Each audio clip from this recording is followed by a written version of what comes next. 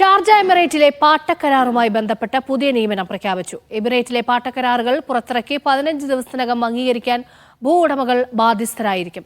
നിശ്ചിത സമയത്തിനകം ഭൂവുടമ വാടക കരാറുകൾ അംഗീകരിച്ചില്ലെങ്കിൽ താമസക്കാർക്ക് കോടതിയെ സമീപിക്കാം.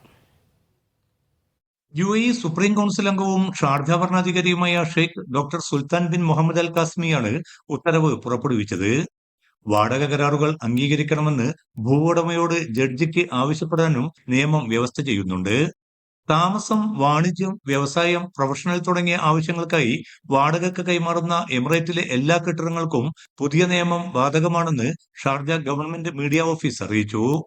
പാട്ടക്കരാർ മുനിസിപ്പാലിറ്റിയോ ബന്ധപ്പെട്ട അധികൃതരോ സാക്ഷ്യപ്പെടുത്തിയില്ലെങ്കിൽ പുതിയ നിയമപ്രകാരം പാട്ടക്കാരന് ഭരണപരമായ ഫൈൻ ചുമത്തും.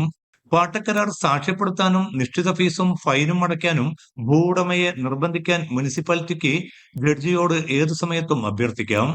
കൂടാതെ പുതിയ നിയമപ്രകാരം വാടക കരാറിൽ ഏർപ്പെട്ട ഇരു കക്ഷികളും ഷാർജ എക്സിക്യൂട്ടീവ് കൗൺസിൽ അംഗീകരിച്ച തീരുമാനപ്രകാരം രേഖാമൂലമോ ഇലക്ട്രോണിക് സംവിധാനത്തിലൂടെയോ കരാർ അവസാനിപ്പിക്കാൻ ബാധ്യസ്ഥരാണ്. സാക്ഷ്യപ്പെടുത്തിയ പാട്ടക്കരാറില്ലെങ്കിൽ ഉപഭോക്താവിന് എമിറേറ്റിലെ വാടക തർക്ക പരിഹാര കേന്ദ്രത്തിൽ കേസ് ഫയൽ ചെയ്യാനാകും.